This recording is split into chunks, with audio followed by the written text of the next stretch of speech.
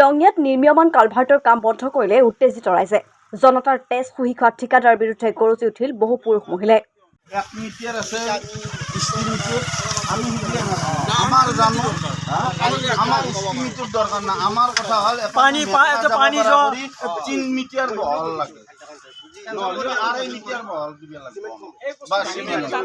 ৰঙিয়া নবোদয় বিদ্যালয় পথৰ পৰা কঠুৰা উচ্চ মাধ্যমিক বিদ্যালয় সংলগ্ন পথ আৰু কালভাৰ্টৰ নিৰ্মাণ কাৰ্যত চৰম হেমাহিৰ অভিযোগ উত্থাপন কৰে অঞ্চলটোৰ ৰাইজে। মঙলবাৰে ভালে সংখ্যক পুৰুষ মহিলা ওলাই আহি নিৰ্মাণ কাৰ্য বন্ধ কৰে। ৰাইজৰ দাবী, উক্ত পথেৰে 3খন স্কুল আৰু চিকিৎসা কেন্দ্ৰত থকা পথটো বিজ্ঞানসন্মতভাৱে নিৰ্মাণ কৰক।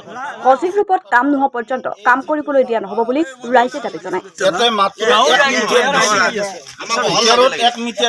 এক মিটাৰ দিলে মেটকা পানী যোৱাটো একেবাৰে অসম্ভৱ। আগৰ যিটো কালভাৰ আছিল সেই কালভাৰত কৰিও কম পানী যাব। গতিকে আমাৰ ৰাইজৰ এটা সিদ্ধান্ত হ'ল ভিতৰত মিনিমাম 3 মিটাৰ হোৱা কৰি ৰাখি এই কেনেলটো এই বক্সটো বনাব লাগে।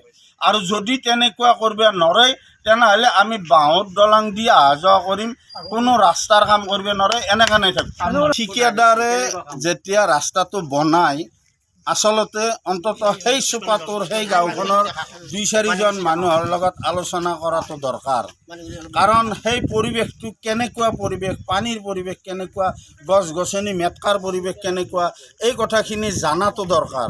আৰু তাৰপিছত সেই গাঁৱৰ মানুহৰ লগত আলোচনা কৰি ইষ্টিমেট মতে কাম কৰিলে কি ফল পায় কি ফল নাপায় সেই সুবিধাটো তেওঁ গাঁৱৰ মানুহৰ লগত আলোচনা কৰাটো যুগুত আছিল। কিন্তু তেওঁ এচি ৰুমত থাকি মিস্ত্ৰী পঠাই দি কাম কৰি পইচাটো লোটাৰ চিন্তা কৰিছে। সেই চিন্তাত ৰাইজে লাভৱান নহয়।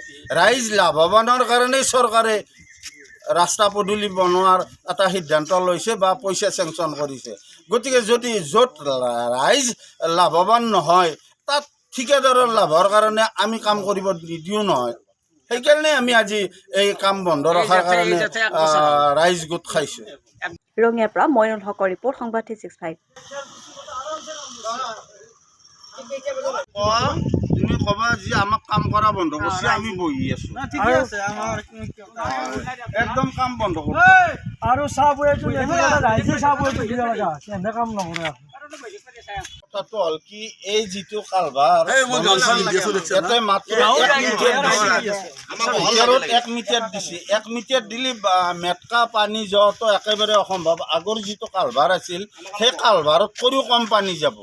গতিকে আমাৰ ৰাইজৰ এটা সিদ্ধান্ত হ'ল ভিতৰত মিনিমাম 3 মিটাৰ হোৱা কৰি ৰাখি এই কেনেলটো এই বক্সটো বনাব লাগে।